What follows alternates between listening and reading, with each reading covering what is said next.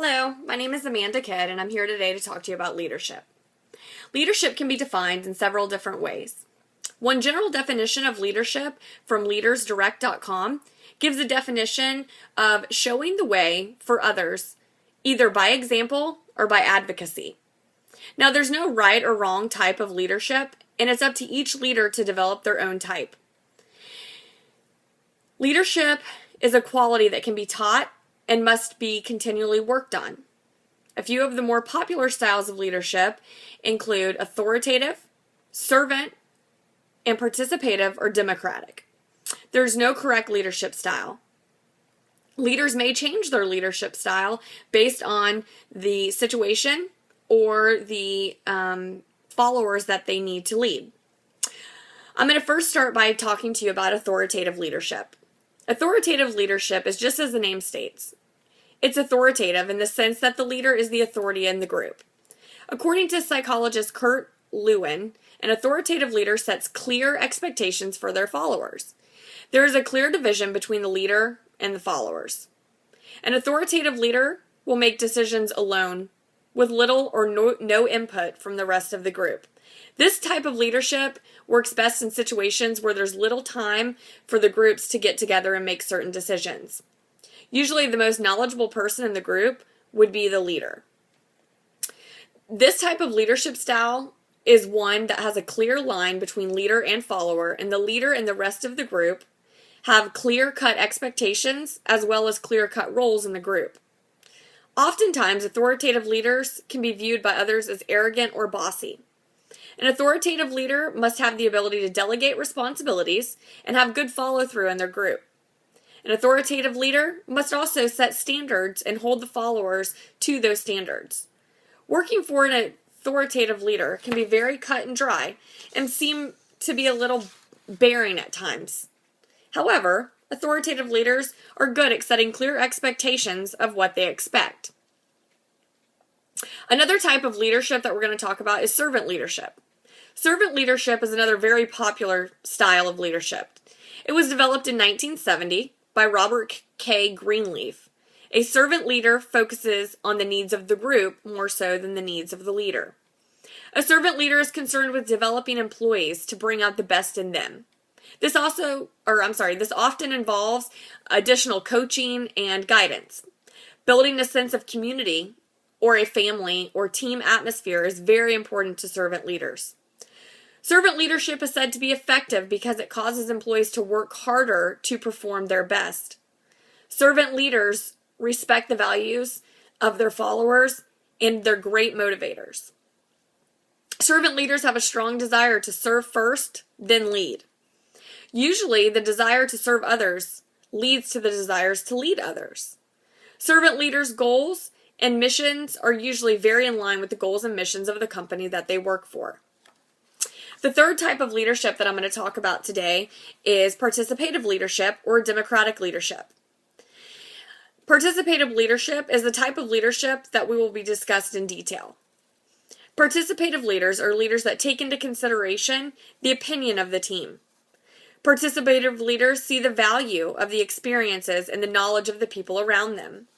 A participative leader can either be highly participative or less participative. As I become a leader, I hope to be a mid-level participative leader.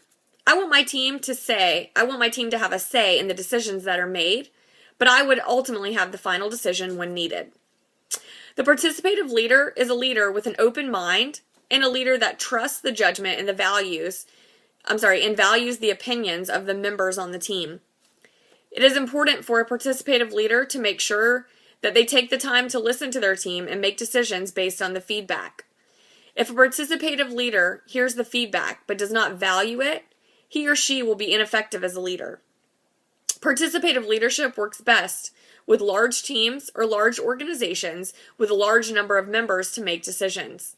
A good team base for participative leadership is a creative group, such as advertising, marketing, or sales. Even a consultant group would be good. Group within the service industry and education. A participative leader earns respect by giving respect while maintaining authority. I selected participative leadership as my desired leadership style because I think the job of a leader is to lead, not dictate. A participative leadership style allows the leader to be involved on a different level than most other leadership styles. A participative leader is involved in the decision making along with the other team members. Being this involved allows the leader to see the thought process behind each decision. A participative leader also knows when to call in the experts. And that really means just calling in different departments, teams, subordinates, and other leaders to help you make informed decisions. I think this is very smart. Why would you not involve people who are experts on the situation to help you make the right decision? People are experts in certain fields for a reason.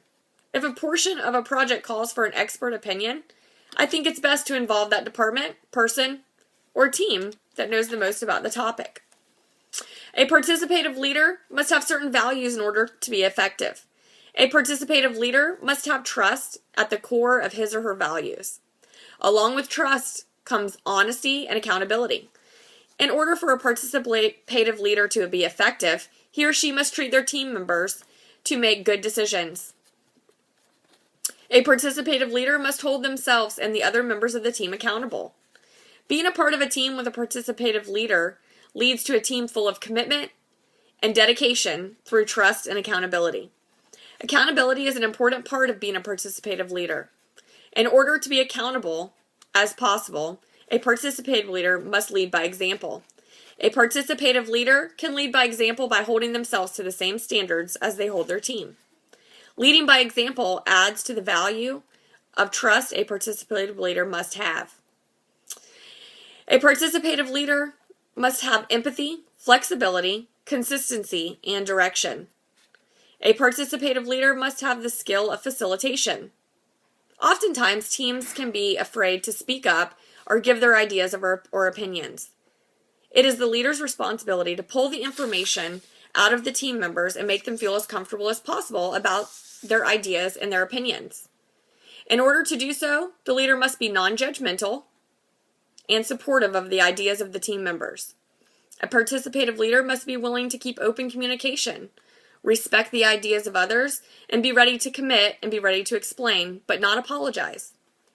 A team with a leader with a participative leadership style must feel free to openly discuss ideas without being judgmental for their ideas. It is important for the leaders to keep the lines of communication open. Participative leaders must have experience in motivating others.